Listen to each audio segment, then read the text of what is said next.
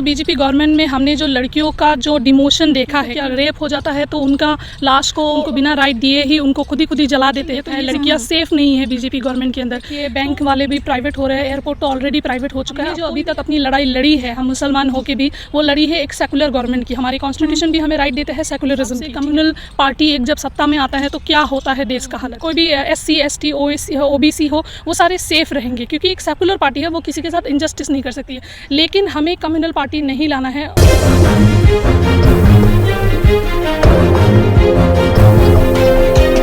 नमस्कार, आदाब, सत श्री अकाल, नमो बुद्धाय, गुड आफ्टरनून। आप सभी देख रहे हैं नेशनल इंडिया न्यूज़ और मैं ज्योति। जिस तरह से ठंड का मौसम बढ़ता जा रहा है, वैसे ही जो यूपी चुनाव की सरगर्मियां हैं, जो गर्म माहौल चल रहा है, वो भी देखने लायक है। और ये भी कहा जा रहा है कि ये सरकार का अंत होने वाला है, बीजेपी सरकार का अंत होने वाला है, क्योंकि जिस तरीके से 69,000 शिक्षक भर्ती की बात करें, किस तरह से छात्रों पर लाठियाँ बरसाई जाती हैं, और यूपी चुनाव जिस तरह से जो गरमाया हुआ है, सियासी माहौल तेज है, उस पर बातचीत करने के लिए आज हमारे साथ मौजूद हैं अमीना अमीन सुल्ताना, जो कि एडवोकेट भी हैं और कांग्रेस लीडर भी हैं।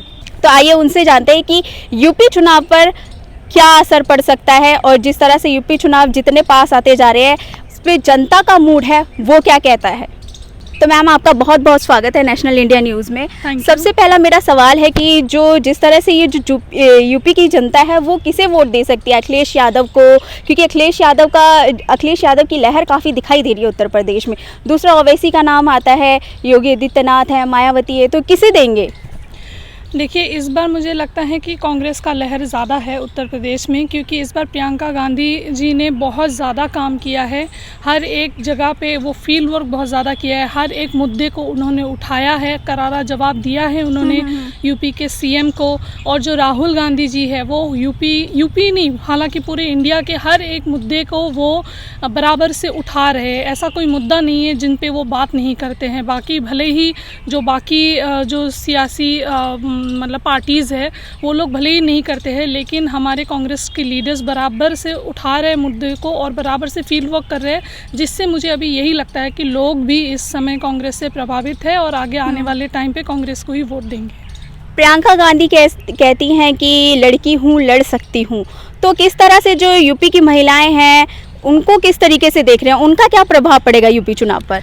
देखिए, जो बीजेपी गवर्नमेंट में हमने जो लड़कियों का जो डिमोशन देखा है कि उनको लड़कियों को क्या रेप हो जाता है तो उनका लाश को मतलब बिना फैमिली मेम्बर्स को मिलाए हैं या उनको बिना राइट दिए ही उनको खुद ही जला देते हैं। तो ये सब जो हमने एक डिमोशन देखा है, लड़कियां सेफ नहीं है बीजेपी गवर्नमेंट के अंदर।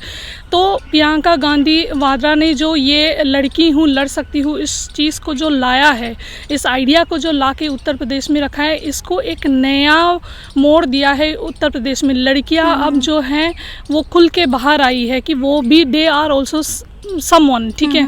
तो उस हिसाब से अब लड़कियां इस 40% क्योंकि वो हो गया है, तो अब लड़कियां जो है इस पे बहुत ज़्यादा मतलब चेंज लाएंगी यूपी पॉलिटिक्स में। और यूपी चुनाव में देखा जाए कि 69,000 जो शिक्षक अभ्यर्थी हैं, उन पर यूपी पुलिस द्वारा लाठियां भांजी जाती हैं, और जिस तरह से प्राइवेटाइजेशन किया जा रहा है लगातार, इसको लेकर कि क्या ये सारे मुद्दे यूपी चुनाव पर प्रभाव डालेंगे? जी ज़रूर, क्योंकि अभी देखिए बैंक वाले भी प्राइवेट हो रहे हैं, एयरपोर्ट तो ऑलरेडी प्राइवेट हो चुका है। अब कोई भी ऐसा अब रहा नहीं है, गवर्नमेंट प्रॉपर्टी उस हिसाब से रही नहीं है जो प्राइवेट नहीं रही है। अब गवर्नमेंट लोगों की गवर्नमेंट जॉब्स नहीं है। अभी आप देखिए, वरुण गांधी जो कि बीजेपी के ही नेता है और इतने बड़े नेता है, वो खुद बोल रहे हैं कि गवर्नमेंट इस बात पे सीरियस क्यों नहीं है लोगों के एम्प्लॉयमेंट को लेके या फिर गवर्नमेंट जॉब्स को लेके। लोग इतने बेरोज़गार हो गए हैं, कोरोना वायरस से तो और ज़्यादा बेरोज़गार हो गए हैं, ठीक है। तो अब हमारे नेता तो आवाज़ उठा ही रहे हैं, इनफैक्ट कि अब बीजेपी वालों को भी अब मतलब एहसास हो गया है कि उनका क्या है। तो इसीलिए जो है बीजेपी अब मतलब पूरी तरीके से इसमें विफल हो चुकी है। मेरा आखिरी सवाल ये है कि अगर भविष्य में ओवैसी यूपी चुनाव जीतते हैं या CM बनते हैं, तो क्या कुछ नज़ारा होगा? देखिए, आपने बोला कि भविष्य में अगर बनते हैं, पहली बात तो मैं नहीं चाहूँगी कि ओवैसी उसमें आए, क्योंकि देखिए हमने जो अभी तक अपनी लड़ाई लड़ी है, हम मुसलमान होके भी वो लड़ी है एक सेकुलर गवर्नमेंट की। हमारी कॉन्स्टिट्यूशन भी हमें राइट देते हैं सेकुलरिज्म की, ठीक है। तो अब हमने बीजेपी को हमने देख लिया है कि वो किस हिसाब से कम्युनल पार्टी एक जब सत्ता में आता है तो क्या होता है देश का हालत। भले ही आज मुस्लिम्स को लग रहा होगा कि ओवैसी हमारा प्रोटेक्टर है, ओवैसी आ जाएंगे तो हमें बहुत अच्छा होगा, तो डेफिनेटली उनका सोचना भी जायज़ है, क्योंकि यूपी में या इंडिया में जो मुसलमानों का हालात हो गए हैं तो इस समय मुसलमान को वो बात फील हो रही है। लेकिन मुसलमान ने पिछली 75 ईयर्स सेकुलर पार्टी मतलब जो कांग्रेस पार्टी के अंदर भी वो लोग रहे हैं, तो हमेशा से उन्होंने वो सेकुलरिज्म फील किया है और हमेशा से वो सेफ रहे हैं। तो आने वाले टाइम पे कांग्रेस जैसी एक सेकुलर पार्टी के अंदर अगर मुस्लिम्स रहेंगे तो मुस्लिम हो, हिंदू हो, कोई भी पार्टी हो या कोई भी SC ST OBC हो, वो सारे सेफ रहेंगे, क्योंकि एक सेकुलर पार्टी है, वो किसी के साथ इनजस्टिस नहीं कर सकती है।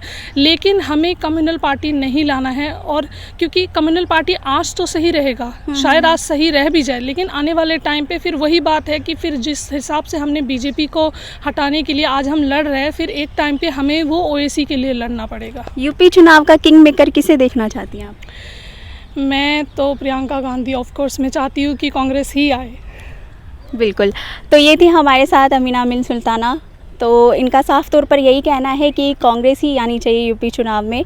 फिलहाल बस इतना ही। देखते रहिए नेशनल इंडिया न्यूज़। शुक्रिया। तो अगर आपको पसंद आया हो तो इसे लाइक करें, कमेंट करें, शेयर करें और हाँ, हमारे चैनल को सब्सक्राइब करना ना भूलें, ताकि देश विदेश से जुड़ी खबरें आप मिस ना करें, क्योंकि कोरोना काल में 2 गज दूरी, मास्क है जरूरी।